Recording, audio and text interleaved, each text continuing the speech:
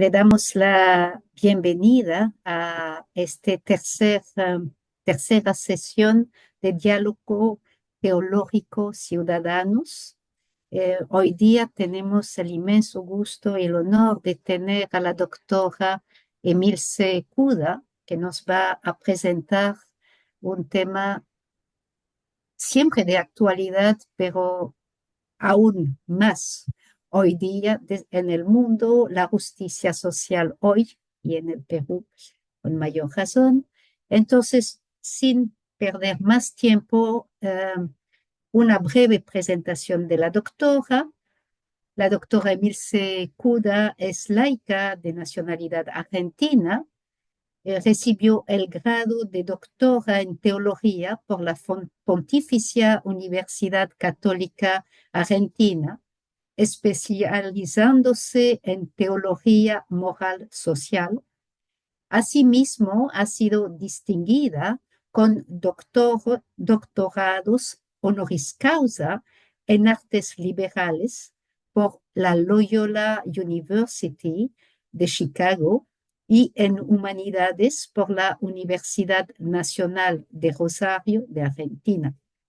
En su periodo de formación figuran también sus estudios de filosofía en la Universidad de Buenos Aires, ciencia política en la Northwestern University y economía y negocios en la Universidad de Ciencias Empresariales y Sociales.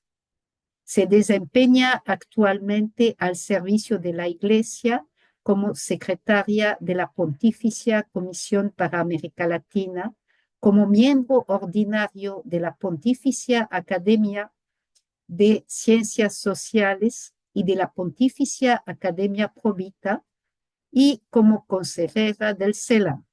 Su último libro publicado es Para leer a Francisco, Teología, Ética y Política. Bueno, sin más, queremos escuchar a Emilce y es realmente un gran honor de recibirte, que estés con nosotros. Muchísimas gracias, Veronique. Muchísimas gracias a la universidad y al CELAM que me han invitado a compartir con ustedes alguna reflexión. Gracias a todos los que se han inscrito a este pequeño seminario y ojalá pueda hacer para ustedes una contribución. Bueno, mi corazón es latinoamericano, no solamente porque soy latinoamericana, nacida en Buenos Aires, Argentina, sino porque ahora también tengo el desafío de ocuparme, como dice la nueva constitución de la Curia Romana, Predicate Evangelium, del cuidado y el desarrollo de la vida en las iglesias particulares de América Latina. Así que todo lo que diga va a ir en esa dirección, en cómo poder contribuir todos nosotros a que nuestra iglesia en América Latina se pueda desarrollar y pueda tener una vida buena y en abundancia, como dice el Evangelio de Juan 10:10, y es para lo que nuestro Señor Jesucristo vino, a que tengamos todos una vida buena y en abundancia. Esa frase es el Evangelio y es central en mi vida y en todos mis estudios, como acaban de presentarme, siempre fue en función de colaborar para que todos tengamos una vida buena y en abundancia. Los que somos latinoamericanos sabemos que eso no es fácil en nuestro continente, que no siempre las personas tienen una vida buena y en abundancia, que hay mucho sufrimiento, que hay desempleo, que hay una salud y una educación que no siempre es de calidad, que las cuentas y las economías nunca cierran bien para la mayoría de las personas, que estamos amenazados por esa guerra a pedazos, como la llamaba el Papa Francisco. Generalmente no salen en los diarios salen los enfrentamientos bélicos armados entre naciones, entre Ucrania y Rusia, o ahora el problema de Palestina, Israel, pero no aparecen nuestros muertos, que los contamos de a miles, y es una guerra. Algunos mueren por enfrentamientos callejeros, pero otros mueren por falta de medicamentos, otros mueren por falta de alimentos, otros porque reciben medicamentos y alimentos que no son de calidad y terminan matándolos. Es mucha la injusticia. Pero estamos en el jubileo de la esperanza. Entonces, en el jubileo de la esperanza tenemos que dar mensajes esperanzadores, pero también tiene que haber, como decía el Papa Francisco, concretezza, o sea, cosas concretas. El Papa Francisco criticaba mucho las ideologías. La ideología es lo contrario de la teología. La ideología es el logos, el discurso de un eidos, de una idea. Y en una idea, y luego construye un argumento para justificar esa idea, y a veces hasta le rinde culto a esa idea. Entonces hablamos de idolatría, o sea, cuando la ideología se convierte en idolatría. En cambio, la teología es el logos sobre teo, es el discurso sobre Dios.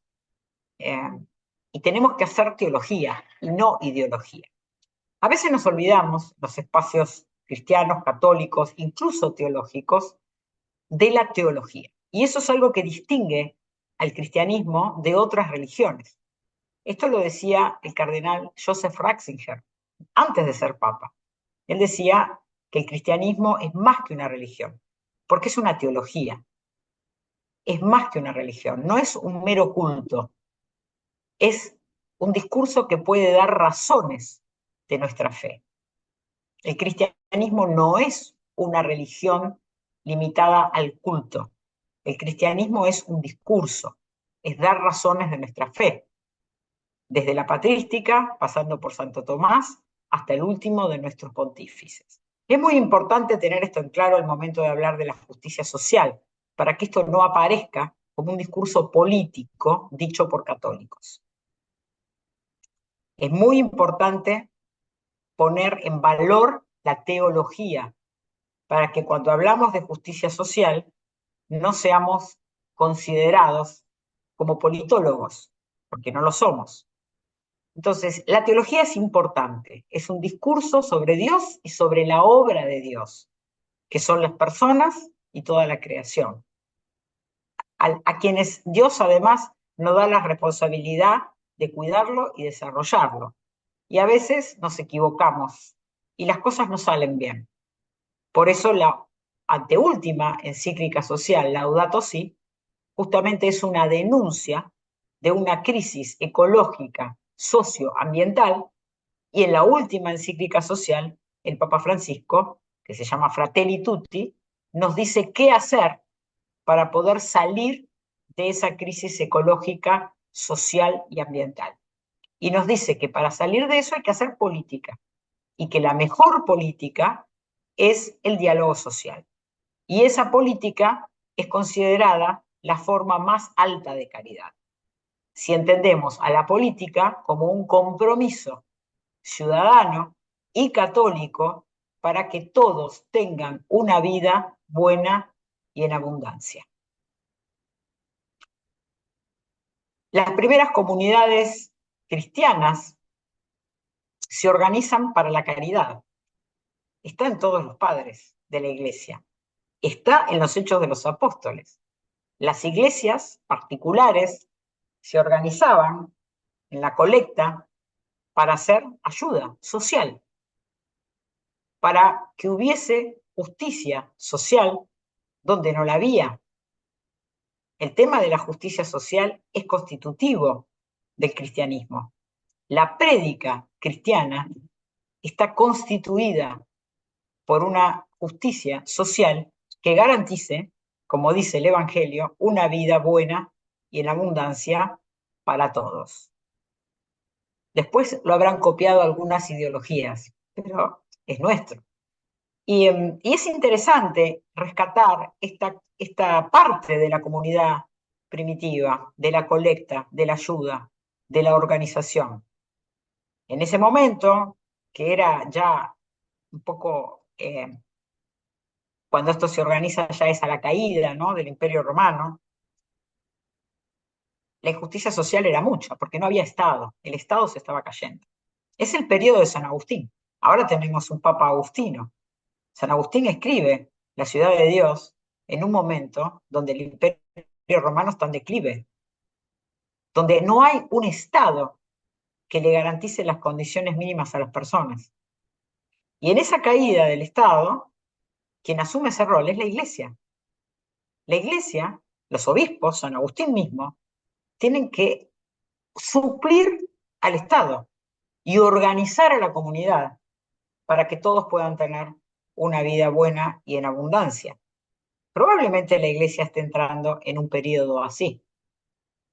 Pero es importante entender que el Estado cumple una función, que es la de regular los bienes y los cuerpos para mantener un equilibrio y que todos puedan tener una vida digna. La esperanza no es una esperanza vacía. En el campo de la política, el principio de esperanza es un principio activo, donde justamente puede movilizar a los pueblos a que se organicen para que todos puedan tener una vida buena, digna y en abundancia. Esos mecanismos se han sofisticado. Hoy, para garantizar la justicia, no es que vamos a nuestra cocina y agarramos alimentos y los repartimos. Tenemos mecanismos mucho más sofisticados. Tenemos ministerios de salud, ministerios de cultura, ministerios de economía, tenemos sistemas de salud pública, medicamentos, tenemos trabajo, tenemos cobertura médica para los trabajadores empleados. La caridad asume otras formas. Algunos hoy están en contra de eso. Están en contra de que la vida buena y en abundancia esté regulada por instituciones a través del Estado. Pero la caridad en el siglo XXI asume otras características. Ayudar al otro no es que yo lo hago de manera individual. Estamos en una cultura muy individualista, donde algunos nos creemos que somos buenos porque damos la ropa que ya no usamos o algo que nos sobra. Eso no es justicia en el siglo XXI. La historia ha avanzado, las instituciones políticas, sociales y eclesiales avanzaron, y hoy los mecanismos para garantizar esa vida buena y abundancia son sociales, son comunitarios, son a través de la política. Sin embargo, tenemos un discurso, una nueva narrativa, como lo llaman ahora, que descalifica este discurso de la justicia social como comunismo, socialismo, ideología. Bueno, eso es una aberración.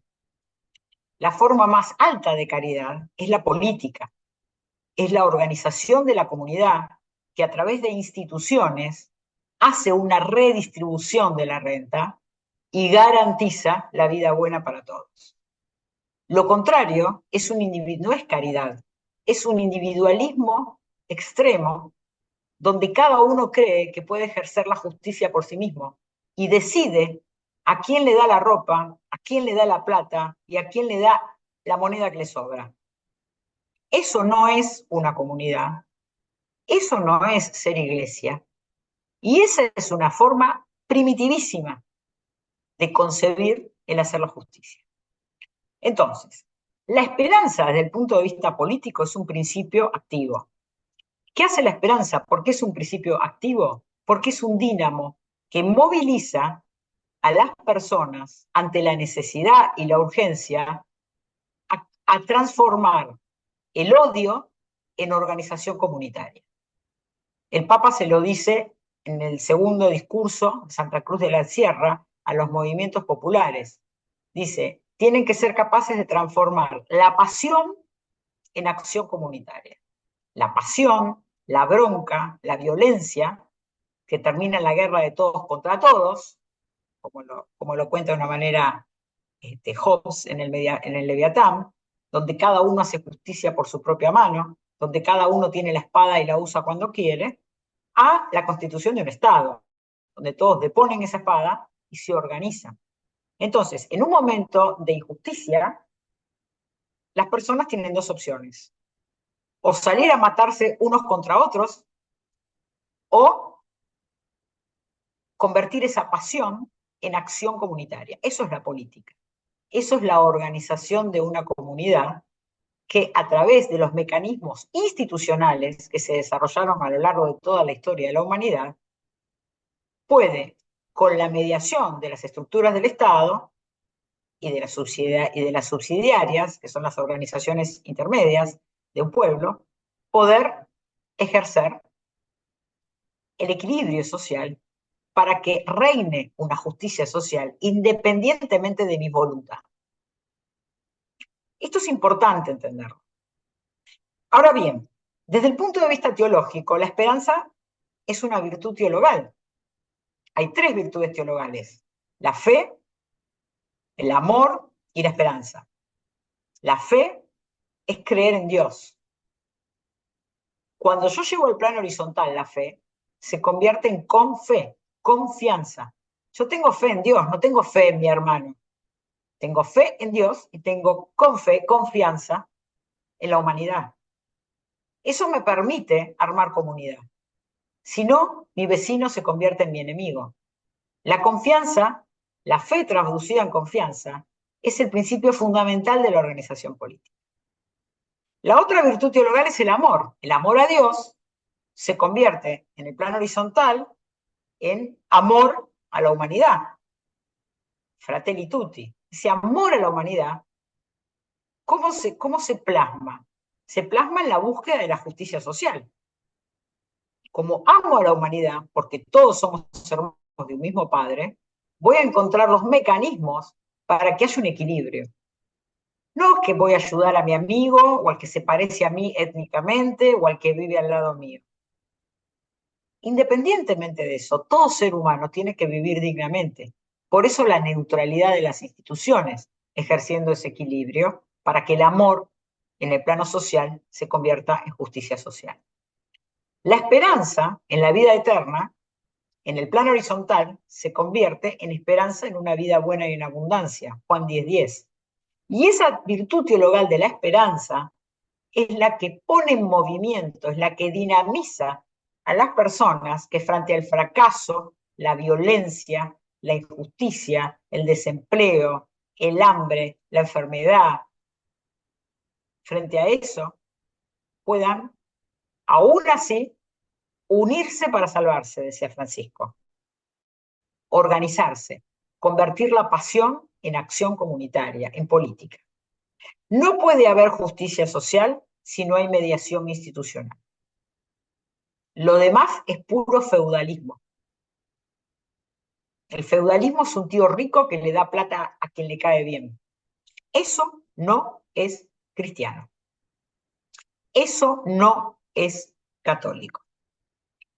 Ahora bien, estamos en un momento de lo que se conoce como el discurso del odio, donde permanentemente se está fomentando la violencia.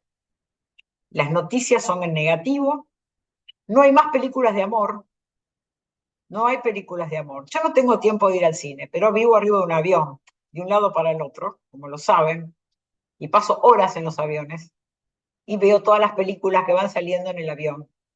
No hay películas románticas más. Esto no es un tema menor. Si prende una pantalla, es violencia. No hay más películas de amor. No hay, la estética no habla de amor, el cine no habla de amor, Netflix no habla de amor. Nosotros no hablamos de amor. Eso es terrible. Porque Dios es amor. Y en lugar de hablar de amor, fomentamos el discurso del odio. Entonces, la primer centralidad por la que tendríamos que luchar es volver a poner al centro la figura de nuestro Señor Jesucristo. Al menos nosotros, los que somos católicos. Y Jesucristo nos habla de amor, nos dice que ese es el primer mandamiento. Si no volvemos a hablar de amor, la justicia social no va a funcionar. Porque la justicia social es una consecuencia de amar. Por eso la relacioné con la virtud teologal del amor. Porque amo a Dios, amo a mis hermanos. Y como los amo, quiero que tengan una vida buena y en abundancia. Entonces, empiezo a utilizar los dispositivos institucionales que generó la historia de la humanidad para que eso acontezca, independientemente de mi voluntad. Ahora bien, la primacía es del amor. Si yo no tengo amor, nada soy. Si yo no tengo amor, no puedo entender por qué es necesario trabajar por la justicia social. Hasta ahora vengo citando al Papa Francisco, pero ahora voy a citar al Papa León XIV. El Papa León XIV sale al balcón y dice que viene a traernos la paz. La paz de Jesucristo sea con ustedes. Y esa paz es una consecuencia del amor. Pero ese amor tiene que ser un amor activo. Y mucha sorpresa me llevé cuando dijo que su nombre era León XIV. León XIII es el que sistematiza el pensamiento social de la Iglesia. El pensamiento social de la Iglesia no nace con la Rerum Novarum, nace con Jesucristo. Los 3 años de vida pública de Jesucristo fueron curar, curar a los enfermos, dar vista, dar vida. Si queremos imitar a Jesús, tenemos que salir a curar el mundo. Esas fueron las catequesis sociales del Papa Francisco del año 2020. Invito a que las vean, son maravillosas. La paz esté con ustedes, dice el Papa León, y esa paz supone la justicia social, supone el pensamiento social de la Iglesia. Y él retoma eso con su nombre, cuando se pone de nombre León XIV. Y alguien dijo, no, se puso ese nombre por León, y él dijo, no, en función, o en honor, o en continuidad de León XIII, el primero que sistematiza el pensamiento social de la Iglesia, con la Rerum Novarum. Entonces, la doctrina social de la Iglesia es la herramienta que tenemos los católicos para hacer efectivo la confianza, el amor en justicia social y la organización comunitaria como esperanza. Sin embargo, en el medio de situaciones injustas, vamos a buscar soluciones a otros lados. Sentimos muy católicos, cumplimos con toda la liturgia, pero el momento de solucionar las situaciones de injusticia, vamos a buscar la solución a teorías políticas y económicas, que no están mal, pueden estar muy bien, teorías políticas y económicas tanto de la derecha como de la izquierda, y son válidas, y probablemente las usemos. Pero cuidado, tenemos un corpus, porque como dije antes, no somos una religión, porque somos más que una religión, somos una teología. Podemos dar razones de lo que creemos y de lo que decimos.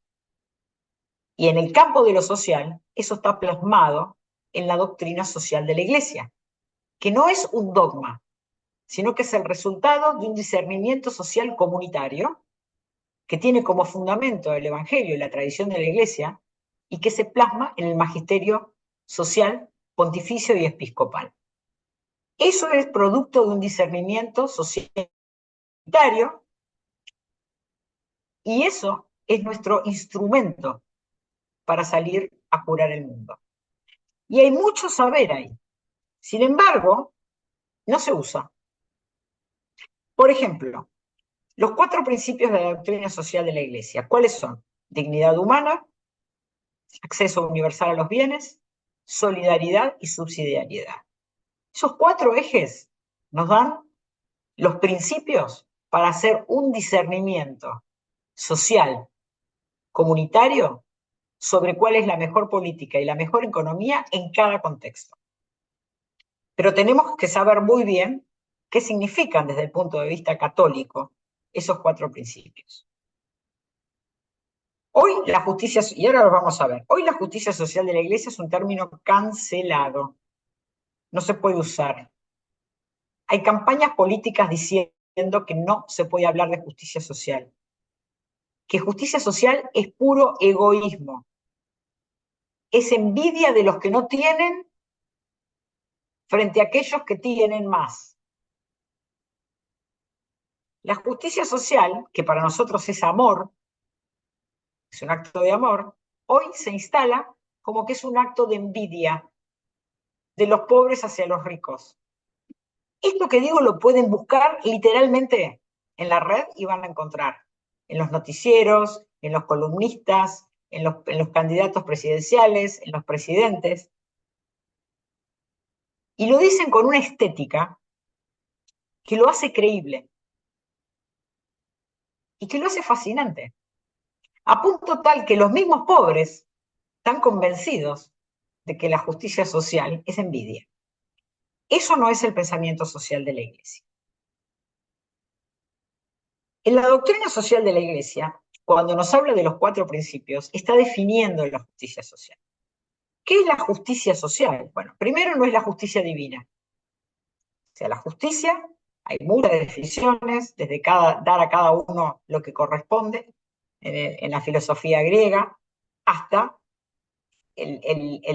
por citar a alguien, uno de los pensadores más importantes del liberalismo del siglo XX, que es John Rawls, que escribió un libro que se llama El principio de la justicia. Digo, no estoy citando a la izquierda, estoy citando al pensador más reconocido del liberalismo, La justicia de John Rawls. Recomiendo que lo lean, recomiendo que lo lean. Ahora, desde el punto de vista de la doctrina social de la Iglesia, la justicia se define por hacer realidad 4 principios. Si yo puedo garantizar la dignidad humana, el acceso universal a los bienes, la solidaridad y la subsidiariedad, hay justicia. Y donde hay justicia social, reina la paz. La paz se construye con acciones concretas. La solidaridad, por ejemplo. La solidaridad es una institución. Solidaridad no es dar lo que me sobra. La solidaridad son instituciones. Cuando los marginados reclaman una necesidad del Estado, si el Estado la reconoce como un derecho, tenemos una ley. Por ejemplo, 8 horas de trabajo. Eso es una institución. En el momento que se convierte en ley, es una institución. Eso es una estructura solidaria. Poder tener una garantía social para aquellas personas que son discapacitadas. Convertir eso en ley, esa necesidad en ley, eso es una institución solidaria. Los sindicatos son instituciones solidarias. Todos nosotros gozamos de los derechos conseguidos por aquellos hermanos, trabajadores y compañeros que han luchado para que tengamos un domingo libre, pago, para ir a misa. Eso se lo debemos a las luchas sindicales. Lograron que eso se convierta en una institución. Otro ejemplo, la subsidiariedad. ¿Qué es la subsidiariedad? Son las comunidades organizadas, los clubes, los partidos políticos, las organizaciones vecinales, comunales. Esas son estructuras subsidiarias, donde los vecinos, donde los ciudadanos se organizan para garantizar distintas cosas que no necesariamente tiene que hacer el Estado, porque si no caeríamos en un Estado totalitario. Esas son las estructuras subsidiarias y son instituciones, porque tienen personalidad jurídica, son reconocidas por el Estado. El acceso universal a los bienes. ¿Qué es el destino universal a los bienes? Hoy se habla de acceso universal a los bienes. El acceso universal a los bienes no es el acceso a los 4 elementos presocráticos: agua, aire, tierra y fuego. No, es el acceso a los bienes creados y desarrollados por la humanidad. Los bienes creados se van desarrollando a lo largo de la historia con la intervención de las universidades, de las políticas financieras y públicas, y tenemos, por ejemplo, vacunas. Esa vacuna es un bien de toda la humanidad. Porque para hacer esa vacuna, la gente tuvo que ir a la universidad, tuvo que haber maestros que les enseñaron, tuvo que haber señoras que cuidaran a los hijos de los científicos mientras desarrollaban la vacuna, tuvo que haber choferes que los llevaran y manejaran el transporte para que fueran a la universidad. Por lo tanto, cuando yo tengo la vacuna, ese producto es el resultado de un trabajo colaborativo de toda una sociedad y de muchas generaciones. Por eso es un bien común la vacuna. Porque todos hablamos del bien común, pero no le ponen contenido. Lo que hay que entender es que el trabajo es colaborativo, es la labor de muchos y de muchas generaciones, y que todos agregan valor en la cadena de producción. Por eso se reclama el acceso universal a los bienes creados y desarrollados.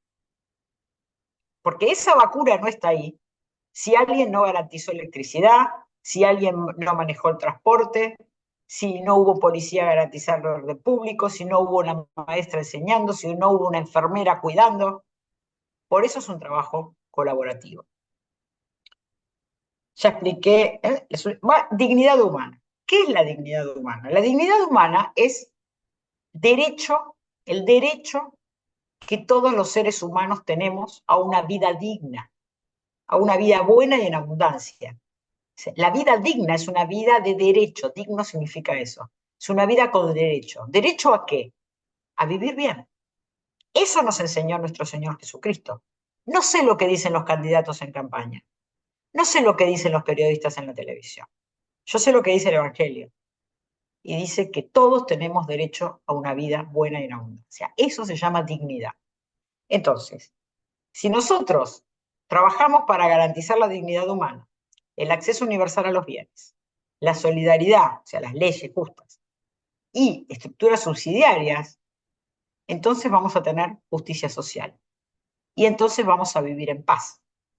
Pero si por un lado tenemos un discurso que dice que todo esto está mal, es comunismo, es ideología, y la gente pierde su trabajo, los jóvenes no van a la escuela, las películas que vemos son todas de violencia, no vamos a vivir en paz. Y no lo vamos a solucionar con cárceles, porque no podemos meter el mar en un vaso, como no podemos meter toda la universidad en una cárcel, todo el universo en una cárcel. La paz se gana garantizando la justicia social y trabajando para que estos 4 principios realmente sean concretos y efectivos. Ahora bien, ¿quién trabaja para eso? ¿Quién es el sujeto habilitado para hacer este discernimiento social comunitario? Todos, todos los seres humanos salieron a punto del horno. Esto lo copié de los indios navajos, que decían, los blancos fue la primera creación de Dios, y los sacó crudos, porque los sacó antes, esos son blancos.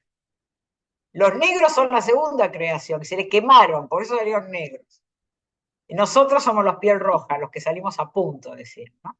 Pero parece que la gente no sale a punto del horno. Entonces, si no va a la universidad y saca un posgrado y un postmortem y no sé cuántas cosas más, entonces no está capacitada para juzgar. Sin embargo, el Concilio Vaticano II, que el Papa León XIV dijo que va a hacer cumplir, habla de algo que se llama eh, el sensus fidei, que significa el sentido de la sensibilidad de la fe. Todos nacemos con eso. Eso es la gracia. Esas son las 3 virtudes teologales. Todos tenemos esperanza, todos tenemos amor y todos tenemos fe. Por lo tanto, todos tenemos confianza en la humanidad, todos tenemos queremos la justicia social y todos tenemos la esperanza de lograr.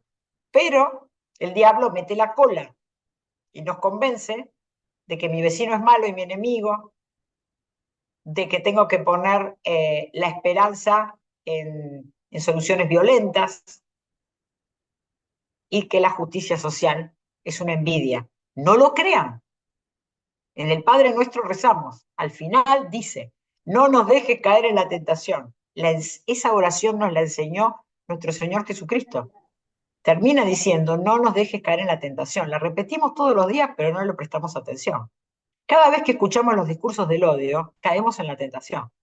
Somos víctimas, no somos malos, somos víctimas. Por eso el Papa Francisco aplicaba el principio de la misericordia.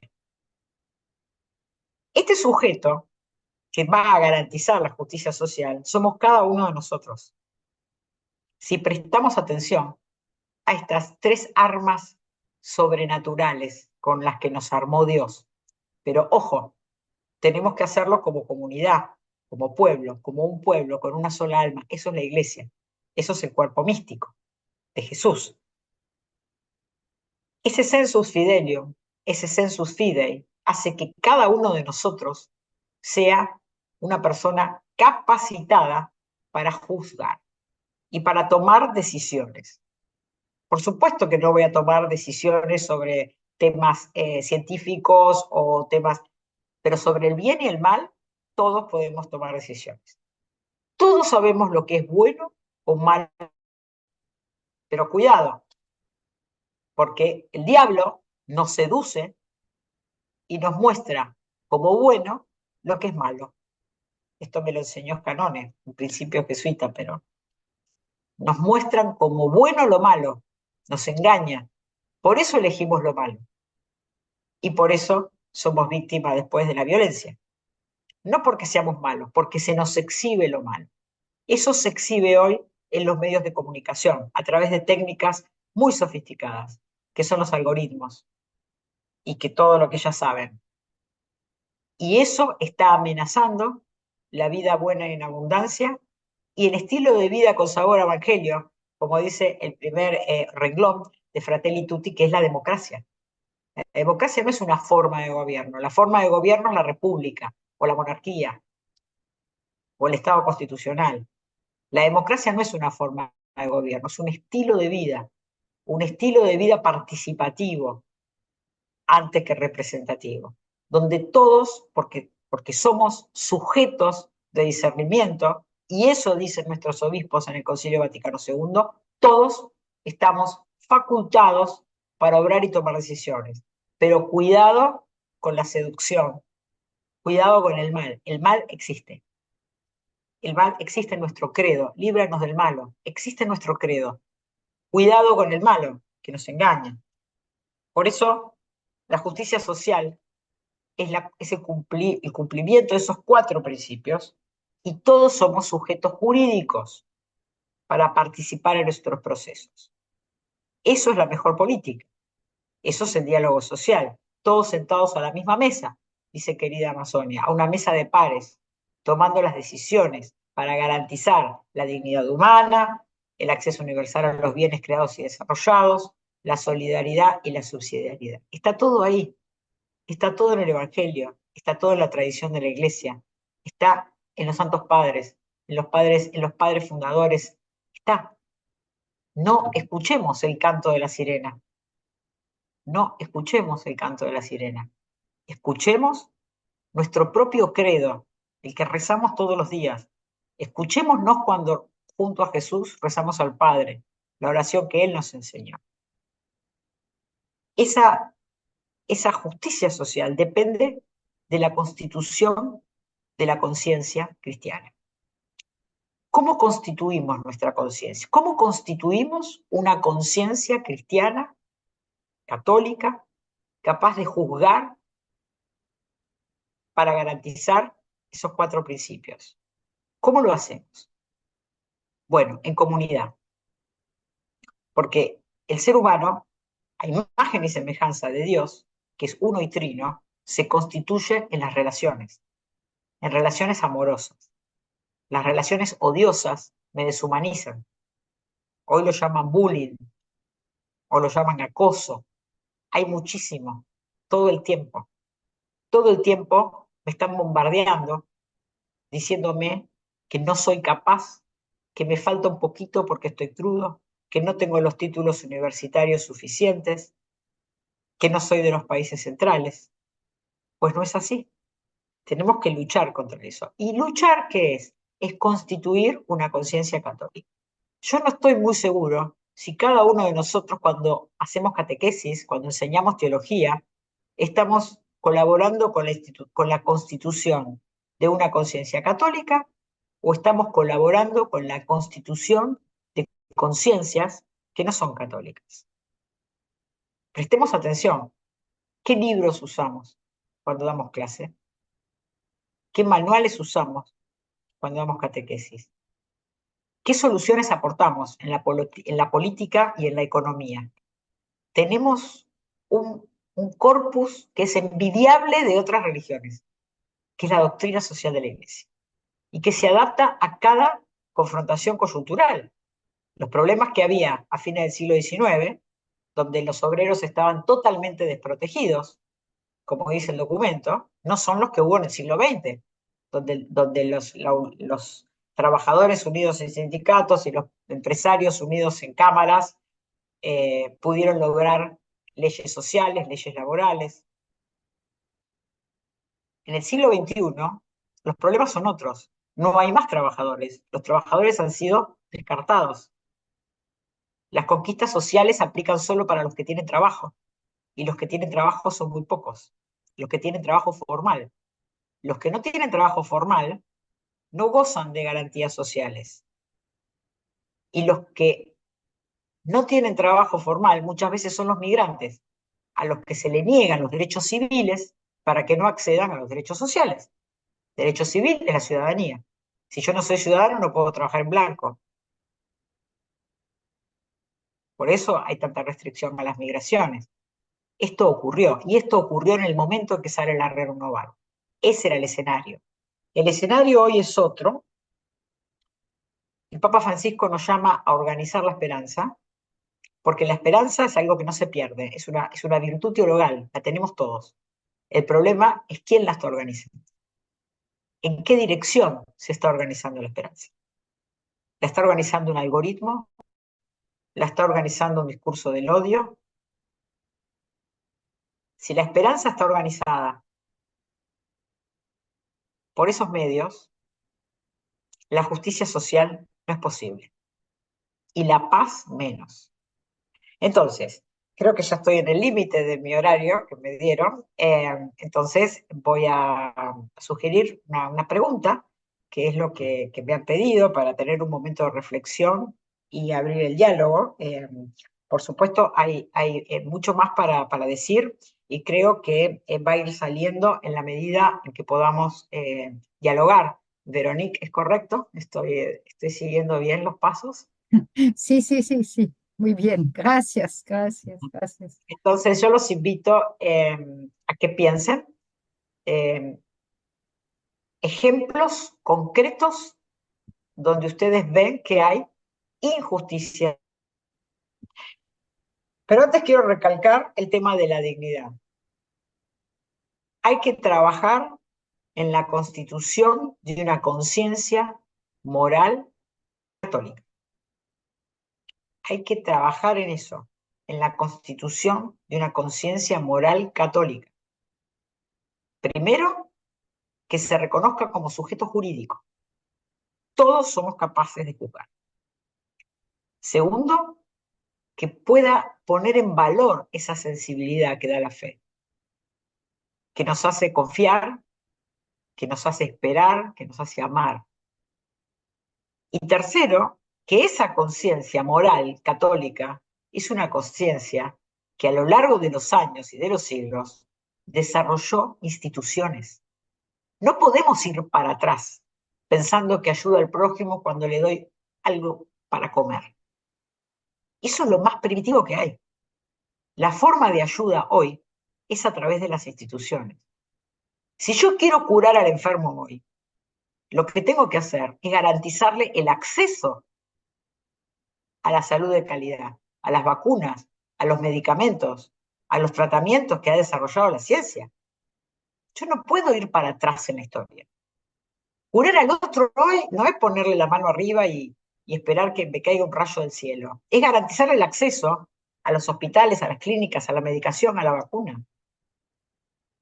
No podemos ser primitivos pensando que el milagro es una cosa barata, mágica. Somos católicos, tenemos un pensamiento social. No somos una mera religión ritualista. Somos razón de nuestra fe. El mundo que tenemos en Occidente, las universidades, la astronomía, la matemática, la arquitectura, eso fue desarrollado por universidades y pensadores católicos. El catolicismo no es mágico. es un pensamiento occidental institucionalizado en universidades, en ciencias, en libros. Estamos yendo para atrás. Entonces, poner en valor esto es mejorar las condiciones políticas, es realmente poder pensar y tener la esperanza en estructuras democráticas como supo conseguir la humanidad a lo largo de todo el siglo XX, pero para eso tenemos que saber dónde está el mal. Y, y no es fácil reconocer el mal, porque viene bajo especie de bien. Entonces los invito a pensar situaciones de injusticia social, concretas. Gracias. Muchas gracias, doctora Emil Secuda. Queridos amigos, amigas, como hemos hecho en nuestras anteriores sesiones, vamos a tomarnos un par de minutos para reflexionar acerca de la pregunta que nos ha dejado la doctora Cuda y que está aquí también en el chat. ¿Cuál sería un ejemplo actual de injusticia social? Sí, vamos a darle vueltas por un par de minutos a esta pregunta y luego abriremos el micro para 5 intervenciones, como también lo hemos hecho anteriormente. Entonces, nos damos un tiempito. Muy bien, ya tenemos 2 manos levantadas, así que vamos a dar lugar primero a Félix Aguilar y luego continuamos con Alfonso Figueroa. Adelante, Félix. Muchísimas gracias y muy interesante, doctora Cuda, por esta presentación. Por cuestiones laborales tengo la oportunidad de relacionarme un tanto con el sector público. Y el sector público,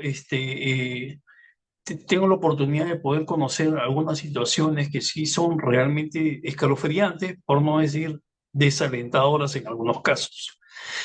Y entre muchas de las cosas que se me vienen a la mente, es, por ejemplo, pueblos que están alejados del Perú, en las fronteras, que tienen que pagar el transporte, por decir, de una bolsa de cemento que normalmente puede estar en 50 soles. En Lima, no sé cuánto, pero ahí el costo es 9 veces más. O sea, la persona que está alejada de la conectividad, ¿no? Que es evidentemente un porcentaje, un quintil de pobreza, es castigada para pagar 9 veces más de lo que se pagaría en la ciudad capital. Entonces, hay una distorsión completamente, es un círculo vicioso en el desarrollo de los pueblos alejados. Cuando hablamos de inclusión, no necesariamente estamos hablando de una inclusión total. Y esto hace que el- los mecanismos que hay para resolver esos temas tienen una tramitología tan grande que realmente son perniciosas para el desarrollo de los pueblos con justicia social. Gracias.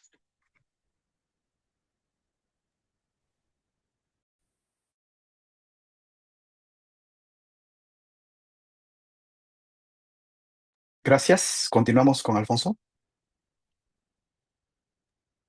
Sí, buenas tardes con todos. Buenas tardes, doctora Acuda. Realmente muy enriquecedora la ponencia, muy sustanciosa. Yo no voy a dar exactamente un ejemplo de injusticia social, sino está relacionado. Mi pregunta es, ¿dónde hay ejemplos claros, concretos de subsidiariedad? Y qué, en caso que no la haya, ¿cuáles son los requisitos o los pilares para una sociedad en donde exista la subsidiariedad como elemento de la justicia social? Muchas gracias, Alfonso. Continuamos con Luis Franco. Sí, buenas tardes a todos. Gracias, doctora, por su charla, por su compartir con nosotros. En este mundo donde las nuevas tecnologías de la información y la comunicación son claves, para la justicia social, para todo, para el desarrollo. Las diferencias que se tienen de acceso a estos medios de comunicación hacen que cada vez se abra más la brecha entre los que pueden y los que no pueden. ¿Qué hacer ante esto? Porque además es un campo que se desarrolla a una velocidad vertiginosa y por consiguiente la grieta también se agranda a una velocidad pues enorme. ¿Qué hacer? Lo hablo desde un poco desde el campo de la educación. Soy hermano de La Salle y pues justamente es el campo de la educación a la que me dedico. Gracias. Muchas gracias, Luis. Continuamos con Milagros y luego tenemos un espacio para una intervención más. Adelante. Gracias. Sí, muchas gracias por la ponencia. Se me venía a la mente cuando hablaba de subsidiariedad en todo el trabajo y el esfuerzo que vienen sosteniendo las ollas comunes, ¿no? En contra del hambre, de la inseguridad alimentaria, que aún perduran como una organización a pesar de haber pasado la pandemia. Y pensaba en eso, ¿no? En todas las personas que atraviesan esta situación de inseguridad alimentaria, de hambre, de no tener suficientes ingresos, que hoy en el siglo XXI seguimos teniéndolo como una agenda importante, ¿no? Hace poco ocurrió una lamentable situación en donde el alcalde metropolitano de Lima, hoy candidato a la presidencia de nuestro país, se refería a una de las lideresas de las ollas comunes que salió a criticar porque les llegó alimentos en estado de descomposición, referirse a ella como una mentirosa, de izquierda, asesina, ¿no? Con calificativos realmente deplorables.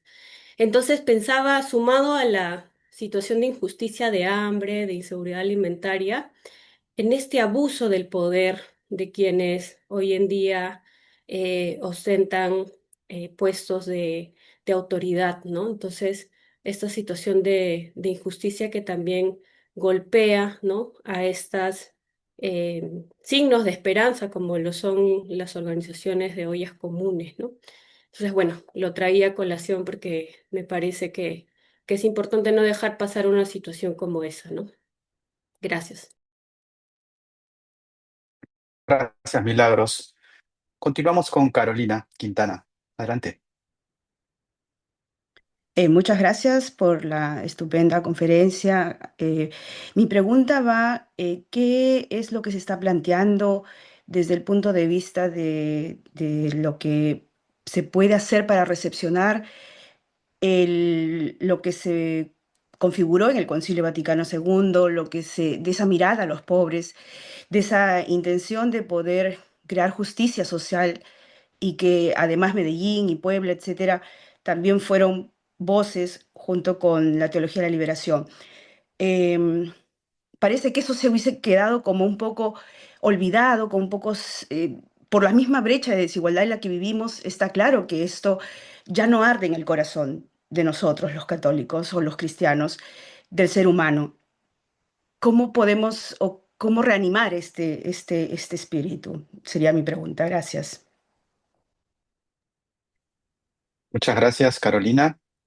Ahora podemos dar el pase nuevamente a la doctora Emil Secuda para que a partir de estos comentarios, de estas respuestas, ¿no? A la pregunta que nos ha planteado y también a partir de las preguntas que ustedes mismos han expresado, nos pueda hacer un comentario.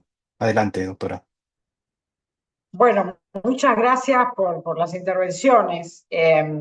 Bueno, Félix, por ejemplo, ¿no? Cuando nos plantea este caso de corrupción, a veces esa corrupción lleva a las personas a una conclusión errónea, y es decir, el Estado no sirve para nada. Entonces, basta de Estado. Hoy es una moda política, ¿no? El Estado no sirve, son todos corruptos, cerremos los ministerios, los mecanismos de distribución, bueno. El mal penetra las estructuras. Yo quiero volver al discurso teológico. Nosotros, en nuestro credo, contemplamos la existencia del mal. El mal está siempre tratando de hacernos a su imagen y semejanza, es decir, deshumanizarnos. Y si nosotros en estas estructuras, que son totalmente válidas, que son las grandes herramientas, los grandes logros de la humanidad, están tomadas por la corrupción, la solución no es cerrar el Estado. La solución no es terminar con un Estado haciendo este equilibrio. La solución es que las personas que ocupen esos lugares sean personas que no sean corruptibles. Porque ese es otro punto. Hay una selección bastante perversa de a quién poner en ciertos lugares. Y a veces son personas muy necesitadas que con pocas monedas yo las puedo corromper. Y no son mala gente. Son gente que también está muy necesitada. Es muy complejo el sistema de la corrupción. Es muy complejo.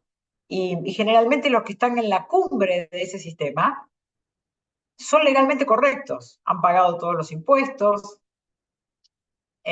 no tienen ningún pecado ni ningún hecho delictivo.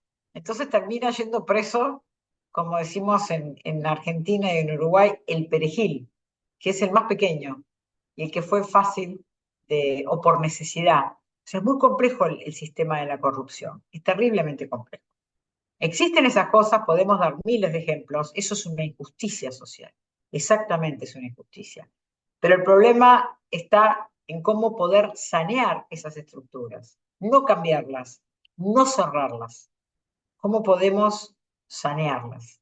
No sé la respuesta, no sé la respuesta, no sé la respuesta, pero sí sé que no caigamos en la trampa de decir que las instituciones creadas en el siglo XX, de la cual la Iglesia Católica fue pionera en la organización de esas instituciones, no sirven para nada. Porque si terminamos con esas instituciones, vamos a caer en un neofeudalismo donde no hay ley y en donde empiezan a haber los dioses mortales. Una persona dueña de la vida y la muerte de todos nosotros. Cuidado con eso.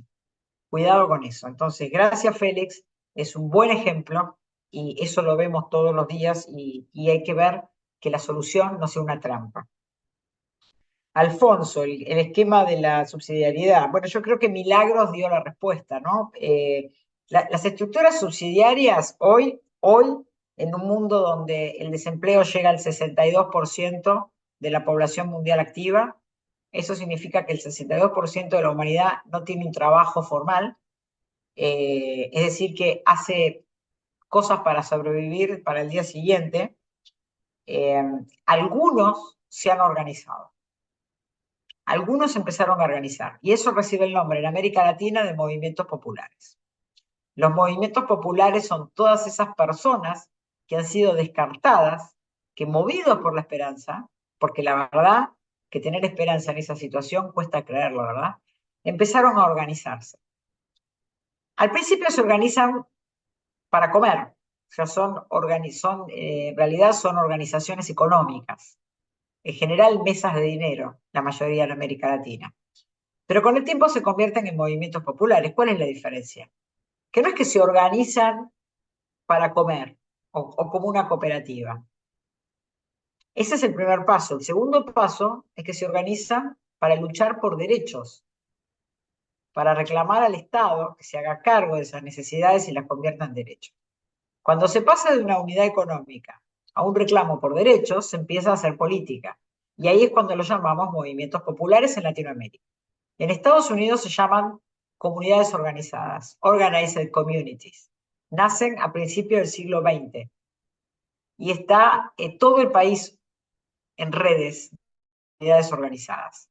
Trabajan con la iglesia, trabajan con los obispos, trabajan con los partidos políticos y son absolutamente reconocidas. Digo esto porque todo lo que nace en Latinoamérica es criticado y habla muy mal de los movimientos populares. Pero si yo les cuento de las comunidades organizadas de Estados Unidos, lo van a ver como el paraíso. ¿Por qué? Porque viene del norte. Son lo mismo con distintos nombres. Esos son estructuras subsidiarias. ¿Qué hace una comunidad organizada en Estados Unidos? Bueno, es la gente de un barrio que está organizada, por ejemplo, para mejorar la escuela, por ejemplo, para construir un puente, por ejemplo, para mejorar el hospital, para conseguir mejores precios a los medicamentos. Eso es una estructura que es subsidiaria del Estado, colabora con el Estado, pero de ninguna manera dice que tiene que desaparecer el Estado, porque esa comunidad organizada o ese movimiento popular puede llevar adelante mecanismos esperanzadores si hay un Estado regulante. Cuando no hay Estado, es la guerra de todos contra todos. Eso no significa totalitarismo, eso no significa fascismo, ni nazismo, ni todos los cucos que nos ponen. Eso significa organización política, organización comunitaria. Entonces, eso es una estructura subsidiaria, hoy adquieren ese nombre.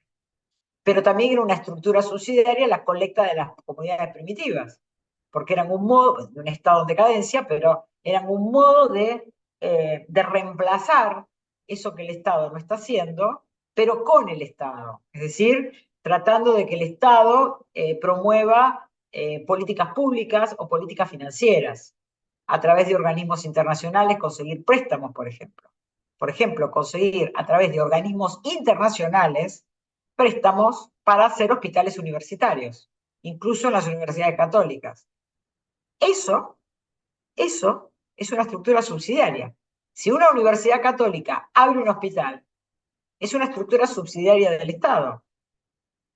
Y el Estado va a encargarse de conseguir políticas financieras internacionales, no un católico rico que dona un poquito de plata. Estoy hablando de estructuras de organismos internacionales, donde no dependo de la buena voluntad de una persona, sino de la ley, de un mecanismo impersonal, donde no dependo de una persona que para darme algo me diga lo que tengo que pensar, cómo tengo que rezar o cómo tengo que vestirme. Porque eso se llama feudalismo. Estos mecanismos existen. Los bancos internacionales, las cámaras de crédito internacional, el BID, la CAF en América Latina, la Cámara de Asia. Y eso no es un milagro. Ese es el modo prolijo en el siglo XXI de garantizar estas cosas. Estas comunidades intermedias pueden acceder a eso, de hecho lo hacen, lo saben hacer, tienen abogados. No hay gente, o sea, más allá de que todos son sujetos jurídicos, hay gente muy preparada ahí. Y funciona esto en el mundo. Funciona. Lo que pasa es que los pobres no saben que funciona, porque no se los dicen. Entonces terminan dependiendo de las monedas que le da el tío rico más cercano. Pero para eso está el Estado, para agilizar estos mecanismos. En cuanto al acceso a los medios de comunicación, un lasallista, sí, bueno, conozco muy bien el trabajo de ustedes. De hecho, el encargado de la comunicación a nivel global de los lasallistas es al mismo tiempo el director de comunicación del CELAM. Y hablamos mucho de estos temas. Hay una injusticia en cuanto a los medios de comunicación en el campo de la educación. Aquellos que tienen acceso a un Internet que no se corta pueden hacer, por ejemplo, estudio a distancia. Y eso es una injusticia. Pero resulta que hay otra cara de eso. Y es que todo el mundo tiene un celular. Todo el mundo tiene este aparato. Y este aparato, aunque se me corte, yo voy recibiendo. Puedo entrar a Internet, puedo entrar a Facebook. Y me está educando. Me está educando. No sé si para bien o para mal, pero me está formando la conciencia. ¿Cuántas horas escuchan nuestros adolescentes a los maestros y a los sacerdotes y a los catequistas? ¿Y cuántas horas leen y escuchan X o Twitter? ¿Quién cree que está formando la conciencia de nuestros jóvenes? ¿Nosotros? ¿Que nos escucha con suerte 1 hora a la semana? ¿O estos medios de comunicación que llegan a todo el mundo hoy y que aunque el Internet sea bajo, igual recibo mensajes? Entonces, es verdad que no todos tienen acceso a la educación, a la comunicación, quizás para esto que estamos haciendo. Pero para el discurso fragmentado, absolutamente eficaz, con técnicas de estética sofisticadas, hoy tiene acceso toda la humanidad. Y esa educación que están recibiendo, esa constitución de la conciencia que están recibiendo, no necesariamente va en la dirección que pueda garantizar una vida buena en abundancia para todos. La pregunta fue muy buena. Milagros. Bueno, esos discursos del odio, sí. La inseguridad alimentaria, los medicamentos en malas condiciones. Los movimientos populares, dijo Milagro, son signos de esperanza. Eso es una estructura subsidiaria. Antes se llamaban partidos políticos, hoy son movimientos populares, pero hacen política. ¿Cuál es la diferencia? Que los partidos políticos nacen con el desarrollo industrial, porque el desarrollo industrial avanzado genera el modelo fábrica. Los trabajadores se convierten en obreros, están 8 horas por día juntos, 6 días a la semana, y empiezan a hablar entre ellos, y empiezan a descubrir que su situación de injusticia social no es porque Dios lo castigó, sino porque hay estructuras políticas y económicas que no le permiten tener una vida buena y en abundancia. Se dan cuenta que su situación no es producto de una maldición, es producto de la injusticia social. Entonces se organizan y empiezan a luchar políticamente para tener derechos.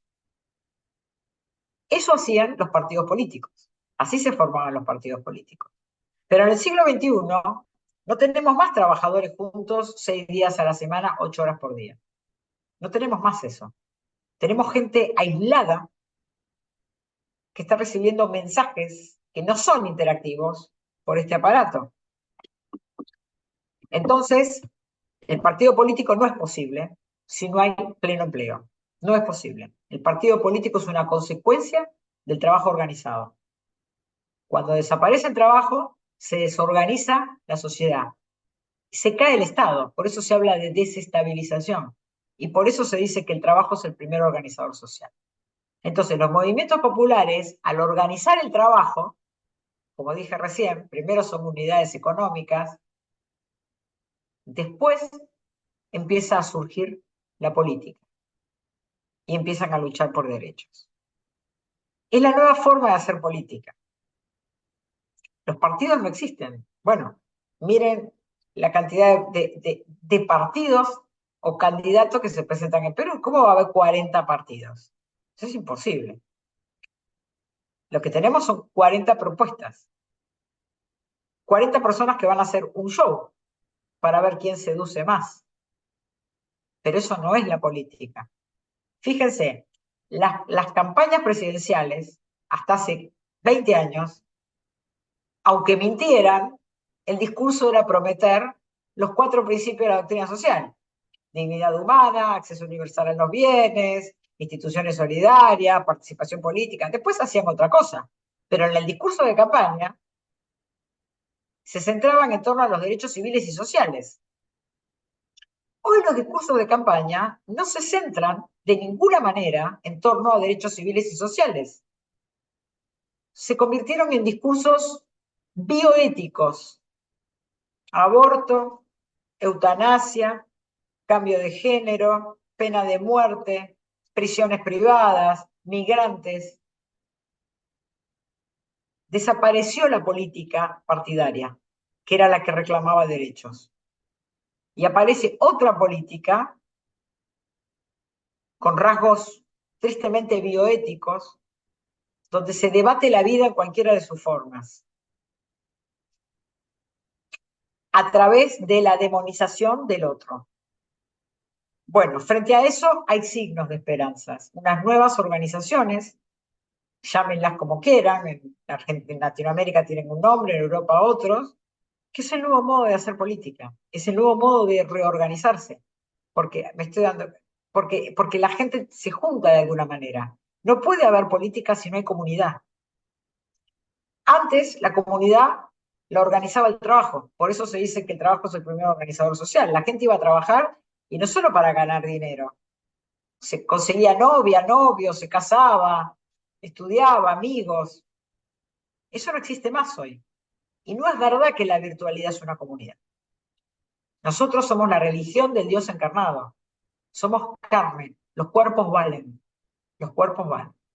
Y estas nuevas organizaciones comunitarias son signos de esperanza porque ponen a los cuerpos en escena, juntan a las personas, vuelven a ser comunidad. Hoy son totalmente bastardeados, no son reconocidos como sujetos jurídicos. Pero realmente es la única política donde se están debatiendo derechos civiles y sociales, mientras que los otros modos de política están ocupando el terreno de la religión. Están dando clases de moral. Para eso estamos nosotros, los teólogos, los catequistas, los religiosos, los sacerdotes. estudiamos para eso, nos preparamos para eso y nos pagan para que hagamos eso. De los políticos esperamos otro tipo de discursos, discursos económicos, discursos sociales, discursos de derechos. Sin embargo, ocupan el lugar de la religión. Y nosotros, en lugar de apropiarnos de ese lugar, empezamos a hablar de política y economía y dejamos libre el terreno de la fe a otros, que están organizando la esperanza, pero para el otro lado. Por eso el Papa Francisco decía que nosotros tenemos que organizar la esperanza. Ocupémonos de lo que sabemos, de lo que la Iglesia es madre y maestra, porque lo está apropiando otro ese discurso.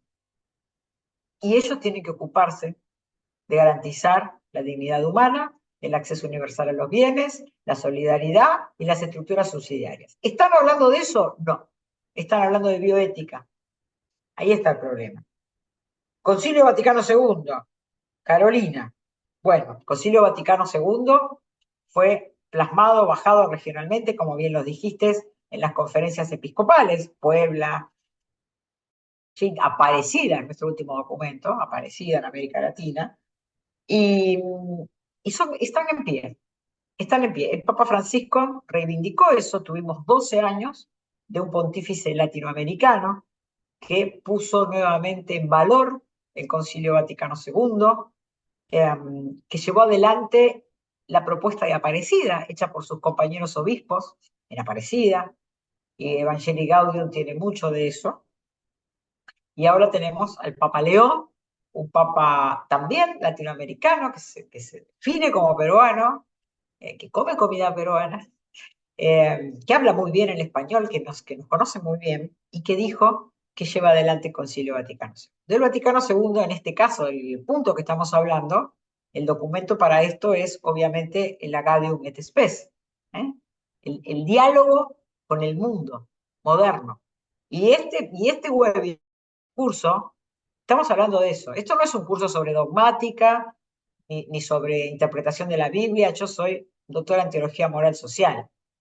Se puede dar un curso sobre Dios unitrino, se puede dar un curso sobre liturgia, pero no es de lo que estamos hablando acá. Acá estamos hablando de la moral social. Y la moral social, nos dice el Vaticano II, nos impulsa a tener el diálogo con el mundo moderno. Pero para dialogar con el mundo moderno tenemos que reconocer como sujetos católicos, para hacerlo, a todos. Hay católicos que son religiosos, hay católicos que son sacerdotes, hay católicos que son médicos, católicos que son economistas, católicos que son científicos. Entonces, cuando hay que hablar de moral, que vaya el teólogo. Pero cuando hay que hablar de economía, que vaya el católico que es doctor en economía. Pero cuando el economista quiere hablar de moral y el teólogo que habla de economía, es cuando el diablo viene y mete la cola y organiza la esperanza para otro lado. Bueno, esa es mi forma de pensar. No significa que las cosas sean así. Es simplemente un aporte desde mi punto de vista, claro. Muchas gracias. Me gustaría leer algunas respuestas a la pregunta planteada que nos han hecho llegar a través del chat.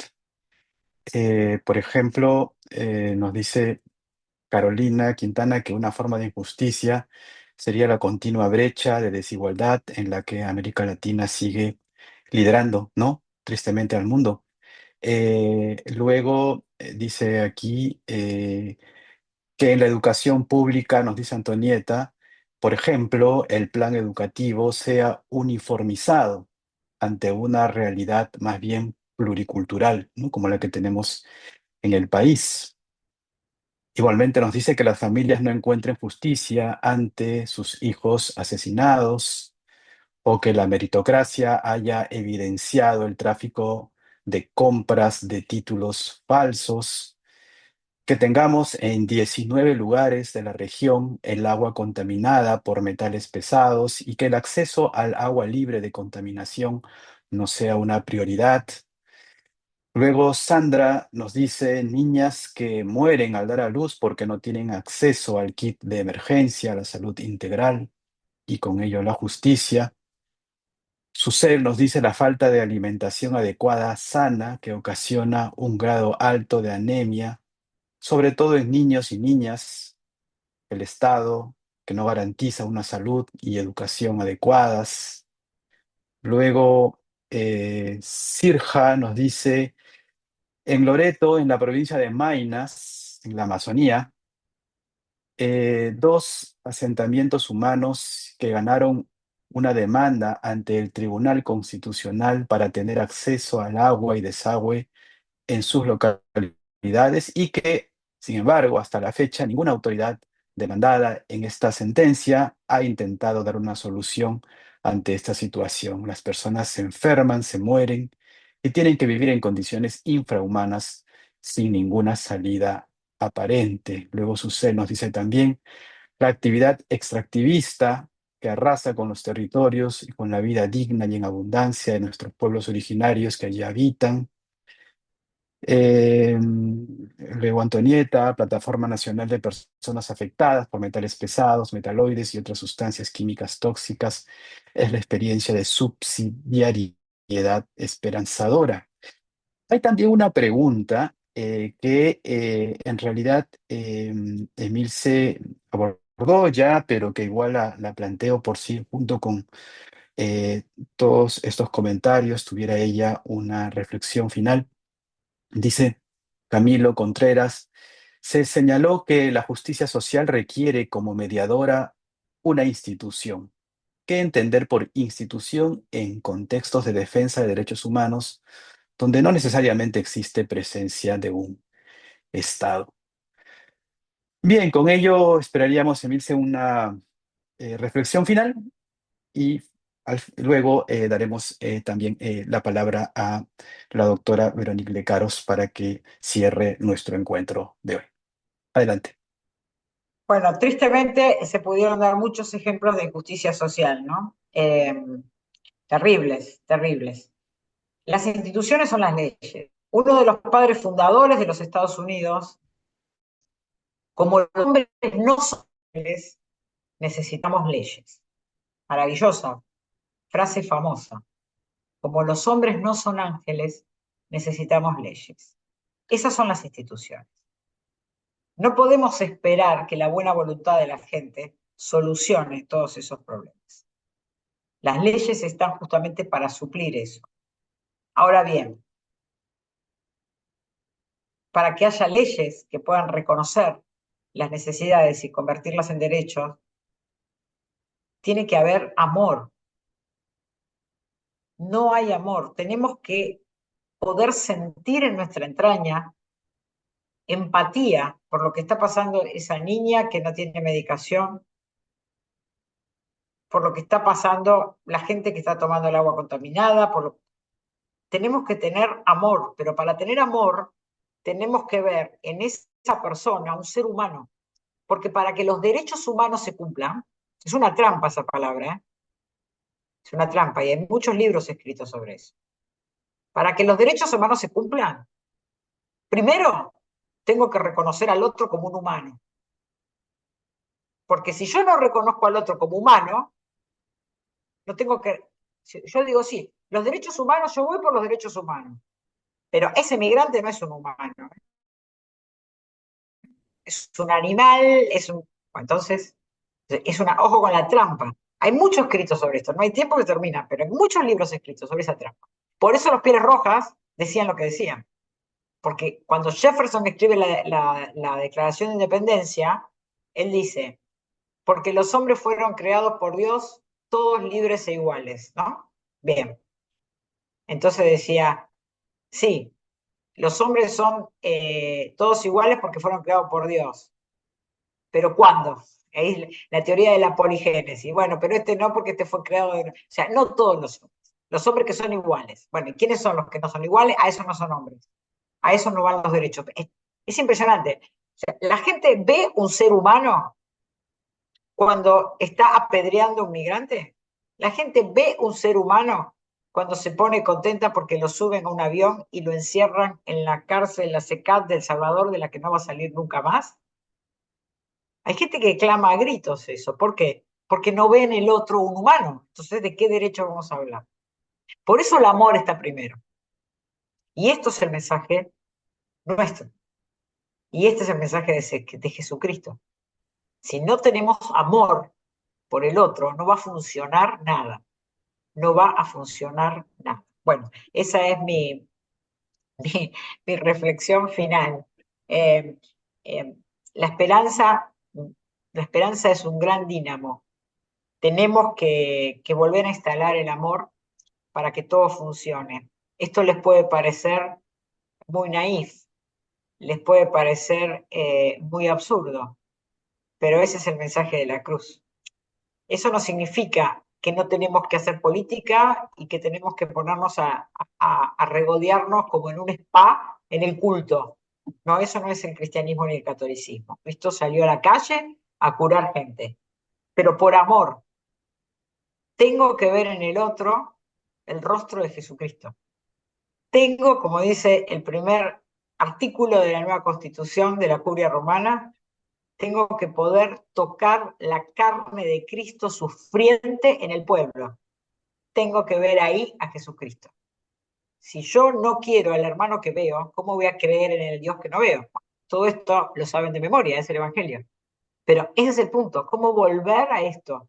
Podríamos evangelizar, podríamos hacer catequesis instalando de vuelta este tema, podríamos constituir conciencias católicas que por amor asuman el compromiso social, la participación política, la organización comunitaria. Bueno, eso es el catolicismo, eso es la doctrina social de la Iglesia, y sí podemos. No nos dejemos vencer fácilmente. Muchas gracias, Emilce. ¿Qué tal mensaje? Qué buen final. No nos debemos vencer.